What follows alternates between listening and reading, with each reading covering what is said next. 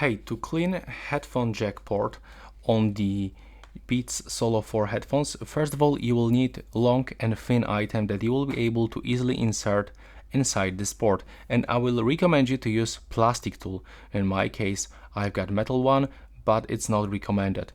So what you have to do is just to gently input this tool inside your jack port like this and try to make these moves and get rid of any mess there is inside, probably some pieces of the dust. Just like this.